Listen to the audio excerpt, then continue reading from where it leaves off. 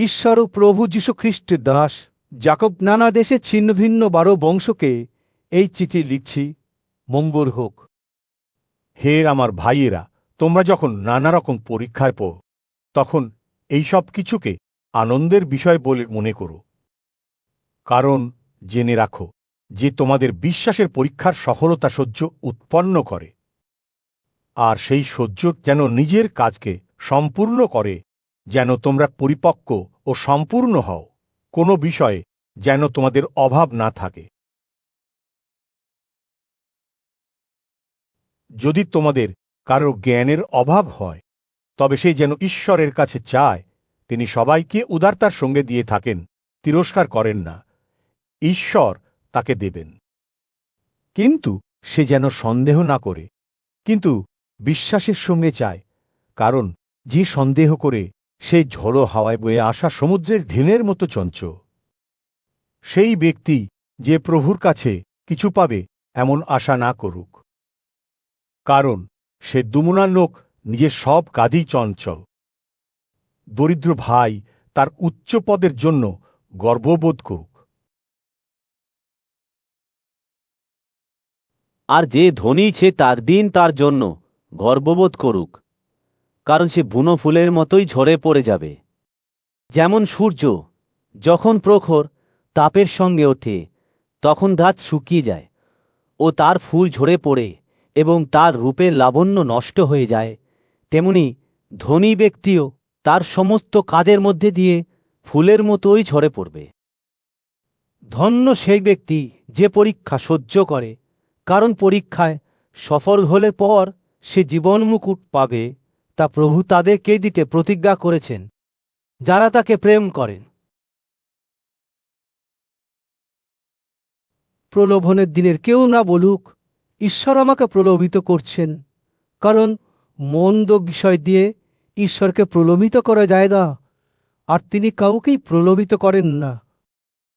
কিন্তু প্রত্যেক ব্যক্তি নিজের নিজের মন্দ কামনার মাধ্যমে আকৃষ্ট ও প্ররোচিত হয়ে প্রলোভিত হয়।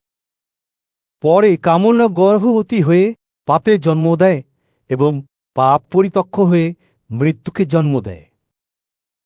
হে আমার প্রিয় ভাইয়েরা, ভ্রান্ত হয়েও না।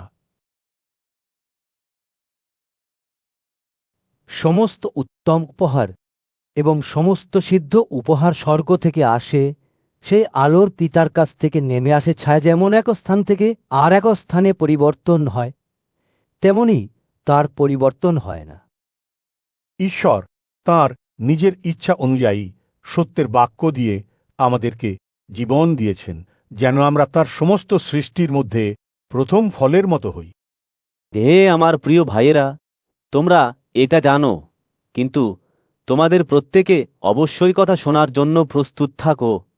কম কথা বলো, খুব তাড়াতাড়ি রেগে যেও না।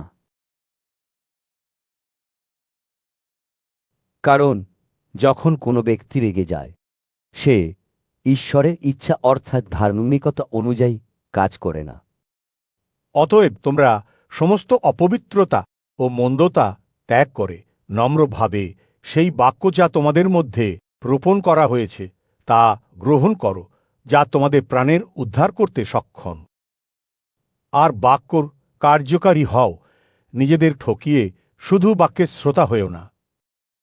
কারণ যে শুধু বাক্য শোনে কিন্তু সেই মতো কাজ না করে, সে এমন ব্যক্তির তুল্য যে আয়নায় নিজের স্বাভাবিক মুখ দেখে। কারণ সে নিজেকে আয়নায় দেখে চলে গেল, আর সে কেমন লোক তা তখনই ভুলে গেল। কিন্তু যে কেউ মনোযোগের সঙ্গে স্বাধীনতার নিখুঁত ব্যবস্থায় দৃষ্টিপাত করে ও তাতে মনোযোগ দেয় এবং ভুলে যাওয়ার জন্য শ্রোতা না হয়ে সেই বাক্য অনুযায়ী কাজ করে, সে নিজের কাজে ধন্য হবে। যে ব্যক্তি নিজেকে ধার্মিক বলে মনে করে আর নিজের জীবকে বর্ণনা দিয়ে পোষে না রাখে, কিন্তু নিজের হৃদয়কে ঠকায়, তার ধার্মিকতার কোনো মূল্য নেই।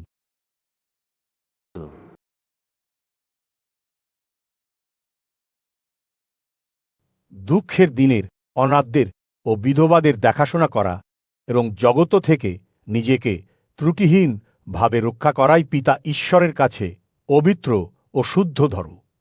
হে আমার ভাইয়েরা, তোমরা আমাদের মহিমান্বিত প্রভু যীশু খ্রিস্টেতে বিশ্বাসী, সুতরাং তোমরা পক্ষপাতিত্ব করো না। কারণ যদি তোমাদের সভাতে সোনার আংটি ও সুন্দর পোশাক পরা কোনো ব্যক্তি আসে এবং ময়লা পোশাক পরা কোনো দরিদ্র ব্যক্তি আসে, আর তোমরা সেই সুন্দর পোশাক পরা ব্যক্তির মুখের দিকে তাকিয়ে বলো, আপনি এখানে ভালো জায়গায় বসুন, কিন্তু সেই দরিদ্রকে যদি বল, তুমি ওখানে দাও কিংবা আমার পায়ের কাছে বসো, তাহলে তোমরা কি নিজেদের মধ্যে ভেদাভেদ সৃষ্টি করছো না এবং মন্দ চিন্তাধারা নিয়ে বিচার করছো না? হে আমার প্রিয় ভাইয়েরা, শোন, পৃথিবীতে যারা দরিদ্র ঈশ্বর কি তাদেরকে মনোনীত করেননি যেন তারা বিশ্বাসে ধনবান হয় এবং যারা তাকে ভালোবাসে তাদের কাছে যে রাজ্য প্রতিজ্ঞা করা হয়েছে তার অধিকারী হয়। কিন্তু তোমরা সেই দরিদ্রকে অসম্মান করেছ। এই ধনীরাই কি তোমাদের প্রতি অত্যাচার করে না? তারাই কি তোমাদেরকে তিনি বিচার সভায় নিয়ে যায় না? যে সম্মানিত নামে তোমাদের ডাকা হয়, তারা কি সেই খ্রিস্টকে নিন্দা করে না? যাই হোক, তোমার প্রতিবেশীকে নিজের মতো ভালোবাসবে এই শাস্ত্রের আদেশ অনুযায়ী। যদি তোমরা এই রাজকীয় ব্যবস্থা পালন করো, তবে তা ভালো করছো। কিন্তু যদি তোমরা কিছু লোকের পক্ষপাতিত্ব করো, তবে তোমরা পাপ করছো এবং ব্যবস্থায় তোমাদের আদেশ অমান্যকারী বলে দোষী করে। কারণ যে কেউ সমস্ত ব্যবস্থা পালন করে এবং একটি বিষয় না করে, সে সমস্ত আদেশ অমান্যকারী বলে দোষী হয়েছে। কারণ ঈশ্বর, যিনি বললেন, ব্যভিচার করো না, তিনি আবার বলেছেন, মানুষ হত্যা করো না। ভালো, তুমি যদি ব্যভিচার না করে মানুষ হত্যা করো, তাহলে তুমি ঈশ্বরের সমস্ত আদেশকে অমান্য করছো। তোমরা স্বাধীনতার ব্যবস্থা দিয়ে বিচারিত হবে বলে সেইভাবে কথা বল ও কাজ করো। কারণ যে ব্যক্তি দয়া করেনি বিচারেও তার প্রতি দয়া দেখানো হবে না, দয়াই বিচারের উপর জয়লাভ করে। কে আমার ভাইয়েরা, যদি কেউ বলে আমার বিশ্বাস আছে আর তার উপযুক্ত কাজ না করে, তবে তার কি ফলাফল হবে? সেই বিশ্বাস কি তাকে পাপ থেকে উদ্ধার করতে পারে? কোনো ভাই অথবা বোনের পোশাক ও খাবারের প্রয়োজন হয়, এবং তোমাদের মধ্যে কোনো ব্যক্তি তাদেরকে বলল, শান্তিতে যাও, উষ্ণ হও ও খেয়ে তৃপ্ত হও, কিন্তু তোমরা যদি তাদেরকে সরিয়ে প্রয়োজনীয় বস্তু না দাও, তবে তাতে কি লাভ? একইভাবে যদি শুধু বিশ্বাস থাকে এবং তা কাজবিহীন হয়, তবে তা মৃত। কিন্তু কেউ যদি বলে, তোমার বিশ্বাস আছে আর আমার কাছে সৎ কাজ আছে, তোমার কাজবিহীন বিশ্বাস আমাকে দেখাও, আর আমি তোমাকে আমার কাজের মাধ্যমে বিশ্বাস দেখাবো। তুমি বিশ্বাস করো যে ঈশ্বর এক, তুমি তা ঠিকই বিশ্বাস করো। ভূতেরাও তা বিশ্বাস করে এবং ভয় কাঁপে। কিন্তু হে নির্বোধ মানুষ, তুমি কি জানতে চাও যে কাজবিহীন বিশ্বাস কোনো কাজের নয়? আমাদের পিতা অব্রাহাম কাজের মাধ্যমে, অর্থাৎ যজ্ঞবেদীর উপরে তাঁর পুত্র ইসহাককে উৎসর্গ করার মাধ্যমে কি ধার্মিক বলে প্রমাণিত হলেন না? তুমি দেখতে পাচ্ছ যে বিশ্বাস তার কাজের সঙ্গে ছিল এবং কাজের মাধ্যমে বিশ্বাস পূর্ণ হল। তাতে এই শাস্ত্র বাক্যটি পূর্ণ হল, অব্রাহাম ঈশ্বরে বিশ্বাস করলেন এবং তা তাঁর পক্ষে ধার্মিকতা বলে প্রমাণিত হল, আর তিনি ঈশ্বরের বন্ধু এই নাম পেলেন। তোমরা দেখতে পাচ্ছ কাজের মাধ্যমেই মানুষ ধার্মিক বলে প্রমাণিত হয়, শুধু বিশ্বাস দিয়ে নয়। আবার রাহব বেশ্যাও কি সেই একইভাবে কাজের মাধ্যমে ধার্মিক বলে প্রমাণিত হলেন না? তিনি তো দূতদের সেবা করেছিলেন এবং অন্য রাস্তা দিয়ে তাদের বাইরে পাঠিয়ে দিয়েছিলেন। তাই যেমন আত্মা ছাড়া দেহ মৃত, তেমনি কাজ ছাড়া বিশ্বাসও মৃত। হে আমার ভাইয়েরা, অনেকে শিক্ষক হইও না, কারণ তোমরা জানো যে অন্যদের থেকে তোমরা যারা শিক্ষা ভারী বিচার হবে। আমরা সকলে অনেকভাবে হোঁচ খাই। যদি কেউ বাক্যে হোঁচ না খায়, তবে সে খাঁটি মানুষ পুরো শরীরকেই সংযত রাখতে সমর্থ। ঘোড়ারা যেন আমাদের বাধ্য হয়, সেই জন্য আমরা যদি তাদের মুখে বর্ণনা দিই, তবে তাদের পুরো শরীরও চালনা করতে পারি।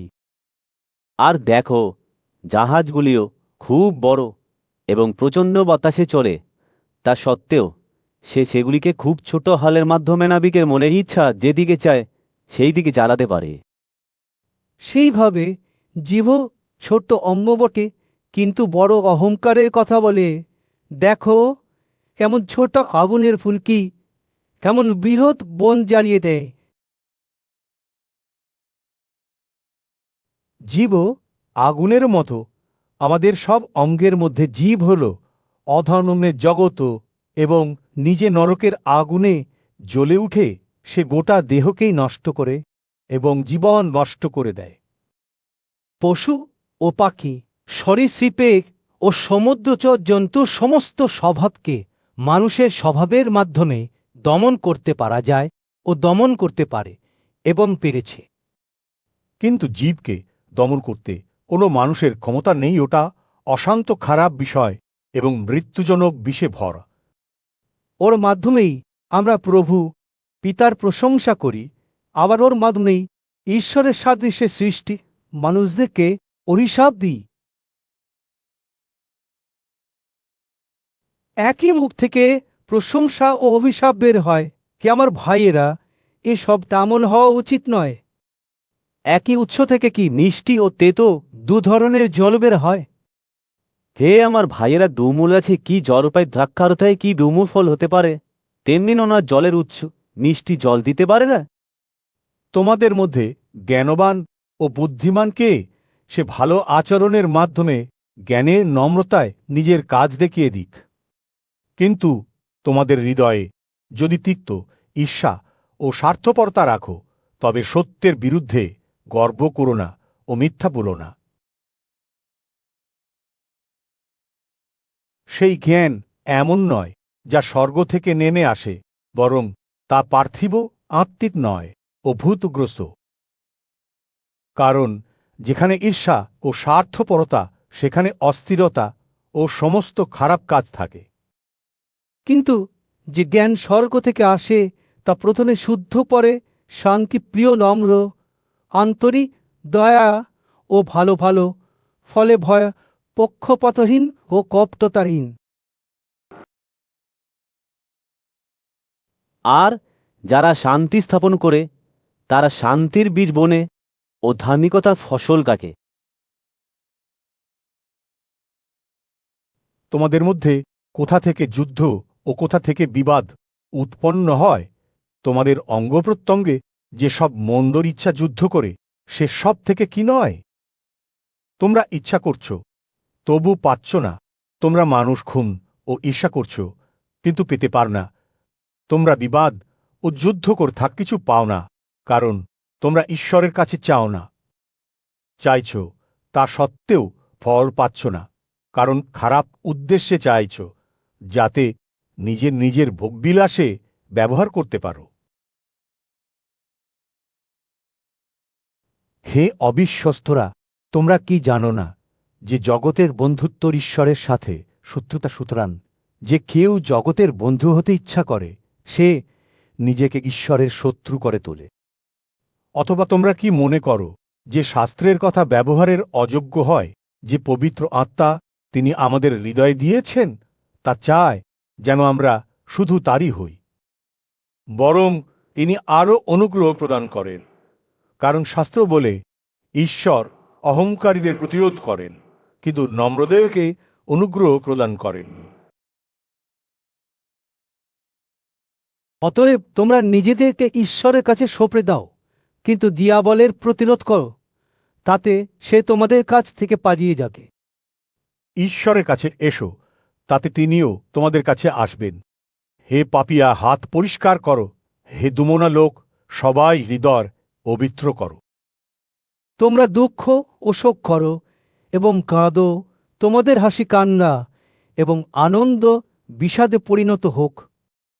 প্রভুর সামনে নম্র হও, তাতে তিনি তোমাদেরকে উন্নত করবেন। হে ভাইয়েরা, একে অপরের বিরুদ্ধে নিন্দা কর না।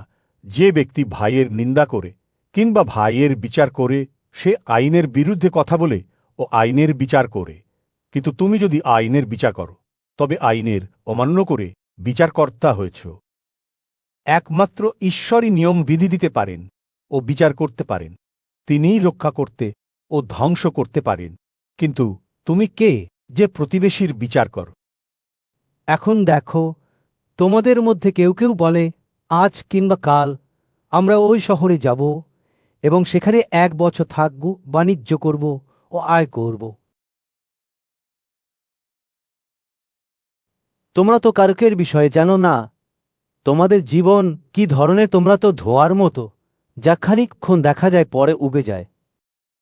ওর পরিবর্তে বরং এই বল, যদি প্রভুর ইচ্ছা হয় আমরা বেঁচে থাকব এবং আমরা এই কাজটি বা ওই কাজটি করব। কিন্তু এখন তোমরা নিজের নিজের পরিকল্পনার গর্ব করছো। এই ধরনের সব গর্বখা বস্তুত যে কেউ ঠিক কাজ করতে জানে কিন্তু করে না, তার পাপ হয়। এখন দেখো হে ধনী ব্যক্তিরা, তোমাদের উপরে যে সব দুর্দশা আসছে সে সবের জন্য কান্নাকাকি ও হাহাকার করো। তোমাদের ধন পচে গিয়েছে ও তোমাদের জামাকাপড়ও সব পোকায় খেয়ে ফেলেছে। তোমাদের সোনা ও রূপা ক্ষয় হয়েছে, আর তার ক্ষয় তোমাদের বিরুদ্ধে সাক্ষ্য দেবে এবং আগুনের মতো তোমাদের শরীর খাবে। তোমরা শেষ দিনের ধন সঞ্চয় করেছ। দেখো, যে মজুরেরা তোমাদের ক্ষেতের শস্য কেটেছে, তারা তোমাদের মাধ্যমে যে বেতনে বঞ্চিত হয়েছে, তারা চিৎকার করছে এবং সেই শস্যেদকের আত্মনাদ বাহিনীকণে প্রভুর কানে পৌঁছেছে। তোমরা পৃথিবীতে সুখভোগ ও আরাম করেছ। তোমরা হত্যার দিনে নিজের নিজের হৃদয় তৃপ্ত করেছ। তোমরা ধার্মিককে দোষী করেছ, হত্যা করেছ, তিনি তোমাদের প্রতিরোধ করেন না। অতএব হে ভাইয়েরা, তোমরা প্রভুর আগমন পর্যন্ত ধৈর্য ধরে দেখো। কৃষক জমির বহুমূল্য ফলের অপেক্ষা করে এবং যতদিন তা প্রথম ও শেষ বৃষ্টি না পায়, ততদিন তার বিষয়ে ধৈর্য ধরে থাকে। তোমরাও ধৈর্য ধরে থাকো, নিজের নিজের হৃদয় সুস্থির করো, কারণ প্রভুর আগমন কাছাকাছি। হে ভাইয়েরা, তোমরা একজন অন্যজনের বিরুদ্ধে অভিযোগ কর না, যেন বিচারিত না হও। দেখো, বিচারকর্তা দরজার সামনে দাঁড়িয়ে আছেন। হে ভাইয়েরা, যে ভাববাদীরা প্রভুর নামের কথা বলেছিলেন, তাদেরকে দুঃখ ভোগে ও ধৈর্যের দৃষ্টান্ত বলে মানো। দেখো, যারা স্থির রয়েছে তাদেরকে আমরা ধন্য বলি। তোমরা ইয়োবের সহ্যের কথা শুনেছ এবং প্রভু শেষ পর্যন্ত কি করেছিল তা দেখেছ। কলত প্রভু করুণাময় ও দয়ায় পরিপূর্ণ। আমার ভাইয়েরা, আমার সর্বোপরি কথা কি তোমরা দিব্যি করো না? স্বর্গের কি পৃথিবীর কি অন্য কিছুরই দিব্যি করো না? বরং তোমাদের হ্যাঁ হ্যাঁ এবং না না হোক। যদি বিচারে পড়ো, তোমাদের মধ্যে কেউ কি দুঃখ ভোগ করছে, সে প্রার্থনা করো। কেউ কি আনন্দে আছে, সে প্রশংসার গান করুক। তোমাদের মধ্যে কেউ কি অসুস্থ, সে মণ্ডলীর প্রাচীনদের দিকে আনুক এবং তারা প্রভুর নামে তাকে তেলে অভিষিক্ত করে তার উপরে প্রার্থনা করুক। তাতে বিশ্বাসের প্রার্থনা সেই অসুস্থ ব্যক্তিকে সুস্থ করবে এবং প্রভু তাকে ওঠাবেন। আর সে যদি পাপ করে থাকে, তবে তার পাপ ক্ষমা হবে। অতএব তোমরা একজন অন্যজনের কাছে নিজের নিজের পাপ স্বীকার কর, ওর একজন অন্যজনের জন্য প্রার্থনা করো যেন সুস্থ হতে পার। ধার্মিকের প্রার্থনা কার্যকরী ও শক্তিশালী। এলিও আমাদের মতো সুখ দুঃখ ভোগী মানুষ ছিলেন, আর তিনি দৃঢ়তার সাথে প্রার্থনা করলেন যেন বৃষ্টি না হয়, এবং 3 বছর 6 মাস জমিতে বৃষ্টি হল না। পরে তিনি আবার প্রার্থনা করলেন, আর আকাশ থেকে বৃষ্টি হল এবং মাটি নিজের ফল উৎপন্ন করল। হে আমার ভাইয়েরা, তোমাদের মধ্যে যদি কেউ সত্যের থেকে দূরে সরে যায় এবং কেউ তাকে ফিরিয়ে আনে, তবে যেন যে ব্যক্তি কোনো পাপীকে তার পথ ভ্রান্তি থেকে ফিরিয়ে আনে, সে তার প্রাণকে মৃত্যু থেকে রক্ষা করবে এবং পাপরাশি ঢেকে দেবে।